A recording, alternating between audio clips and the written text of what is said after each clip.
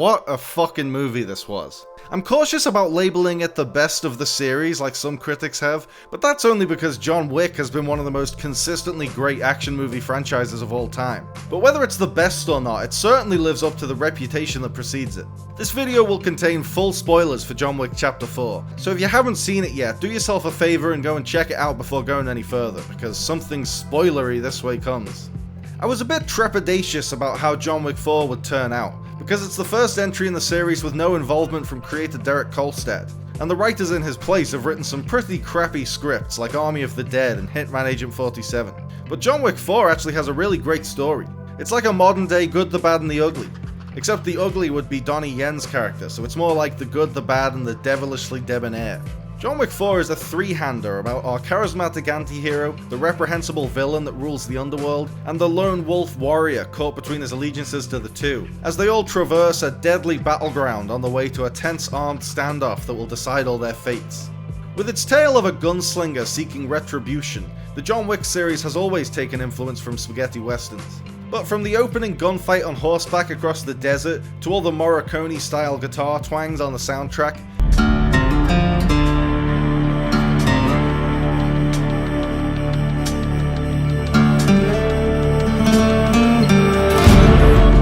Chapter 4 lays on those influences even thicker than its predecessors. As a spaghetti western superfan, I was like a pig in shit. The cast is incredible. Keanu Reeves, as usual, brings 10,000% to the role, and throws himself into every fight scene, and commits just as wholeheartedly to the emotions as he does to the violence, so you can see where that violence is coming from. Lawrence Fishburne knocked all of his monologues out of the park with a real Shakespearean bravado. And I want to thank Hiroyuki Sanada for proving with his performance as Koji that you can both wear glasses and be a fucking badass. The one weak link, I would say, is Bill Skarsgård as the bad guy, the Marquis de Gramont. Skarsgård is a really great actor, and I've loved him in a lot of his other roles, but this was not a great performance. He has the perfect blend of slimy pompousness and genuine menace, and he does a terrific job with sinister facial expressions, but that's all let down by a weird, inconsistent accent. You come here thinking there is a way out of this world for you, Mr. Wick. Or is not. It took me half the movie to realize he was going for a French accent. It reminded me of Sacha Baron Cohen's comically exaggerated French accent from Talladega Nights. My name is Jean Girard, and I am a racing car driver just like you, except I am from Formula 1. The table will honor its word. You will have your freedom. But you won't take it. I can't understand a word you said the whole time. I absolutely loved Donnie Yen in this movie. If the plan is for John to pass the torch to Kane and Kane becomes the new lead of the series, I couldn't be more excited. He's such a cool character, standing in the shadows casually sipping from a bowl of soup while he waits for the Continental's goon squad to thin out the herd before effortlessly killing everyone else. I hope that post-credits scene is a sign of things to come, because I need that Kane spin-off. The action in John Wick 4 is so much fun. The team really outdid themselves with this one. From the nightclub massacre harking back to the iconic sequence from the first film, to the video game style overhead tracking shot of John charging through an abandoned house with the dragon's breath gun, to the literal tour of Paris with John driving from landmark to landmark killing hundreds of henchmen along the way. I loved all the homages, like the name Kane taken from David Carradine in Kung Fu, and the Warriors-style radio DJ scoring the climactic action with literal needle drops, and the radio station is called WUXIA as a nod to the martial arts subgenre of the same name. It's fun to pick up on all that stuff, but mercifully it never distracts from the actual story and themes and character arcs at hand. The Easter eggs are just the cherry on top of this ice cream sundae.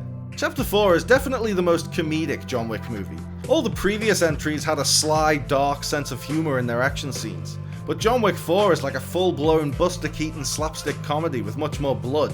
Kane does a Popeye-style punch where he swings his fist around to build momentum before punching a guy in the face. The gag of John getting to the top of the 300 steps to the church, only to be thrown all the way back to the bottom, brought the house down. It's a perfect example of the kind of ludicrous, elongated visual joke that keeps going on and on and on, and actually manages to keep getting funnier the longer it goes on.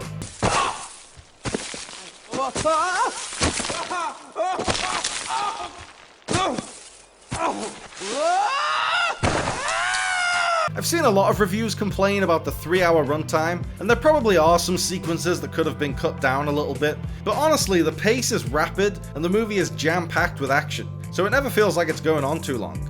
Your arse doesn't get numb, you just go along for the ride. And the ending justifies the taxing runtime. This is John Wick's final stand, his last hurrah. So the movie is more than welcome to take its time and max out the spectacle. I'm in no rush to say goodbye to an old friend. I'm still a little bit in denial that we witnessed the death of John Wick. The filmmakers handled it beautifully, and I'm glad they didn't go all gung-ho in the marketing, describing it as the final chapter so audiences could be surprised by the finality of the ending. But after everything we've seen John survive, I was really taken aback by the bold decision to kill him off. That's not to say it was the wrong choice. If this is really the end, then I'm more than satisfied. There's no way John Wick 5 could go any bigger than John Wick 4. Chapter 4 has the feel of a finale. It's like John Wick Endgame. John Wick 4 brings the series full circle, with John saving a dog from being killed, and in turn being saved by the dog's owner. Not only is it a reminder that this epic globe-trotting saga all started with the heartless murder of a dog, it's a reminder that mercy is more powerful than aggression. John Wick 4 has the strongest thematic focus of the series. It keeps coming back to how many people John's quest for vengeance has gotten killed.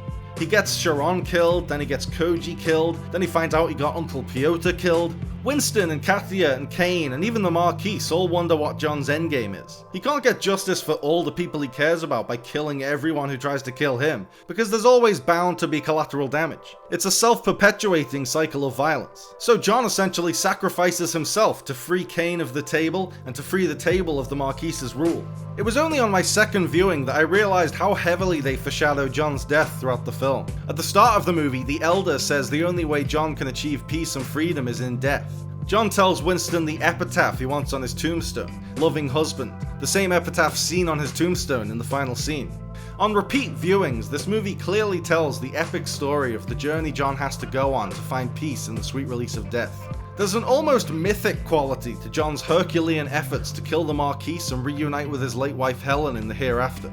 His ruthless march up the stairs is the final test of his strength before he can die a hero's death and go to Valhalla. Ultimately, this is a profound and poetic end to the John Wick saga. John finally drops all the guns and ammo from his suit, succumbs to his wounds as he watches the gorgeous Parisian sunset, and joins Helen in death. The few negative reviews I've seen for John Wick 4 seem to be written by critics who look down their nose at action movies. So sitting through 3 hours of gunfights, knife fights, and fist fights is their idea of hell. But for its intended audience, people who don't mind going to the cinema to be entertained, John Wick 4 is right on the money. It doesn't just give you bang for your buck, it gives you a double-barrel shotgun blast to the bulletproof blazer.